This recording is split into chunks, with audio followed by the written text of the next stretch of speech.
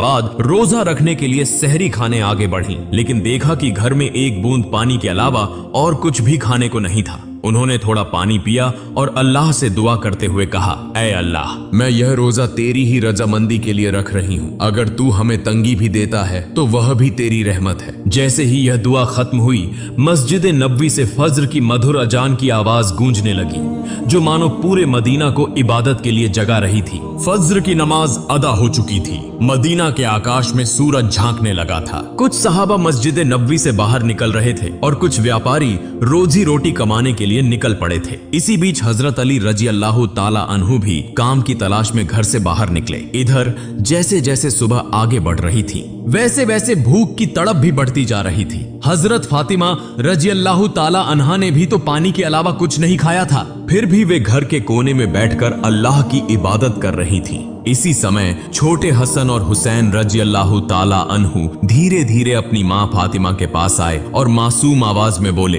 अम्मा जान, हमें बहुत भूख लगी है, हमें कुछ खाने को दो, अब तो भूख सहन नहीं हो रही। यह सुनकर हजरत फातिमा रजी अल्लाह ताला अन्हा की आंखों के कोनों में आंसू आ गए।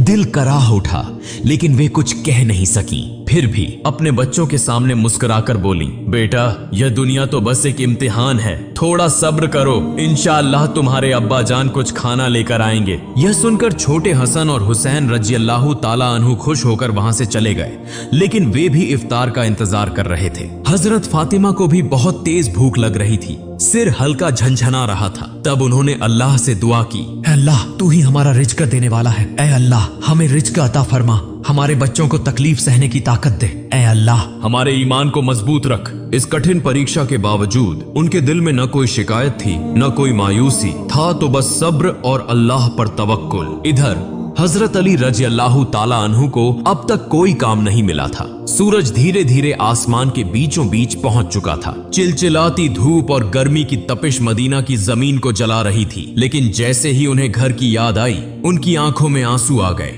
आखिरकार हजरत अली रजी अल्लाह ताला अन्हु एक सहाबी के घर गए और सलाम करके बोले, भाई, हमारे घर में खाने को कुछ भी नहीं है, क्या आप मुझे कोई काम दिला सकते हैं? तब उस सहाबी ने कहा, या अली, अल्लाह की कसम, अगर मेरे पास कुछ होता तो मैं जरूर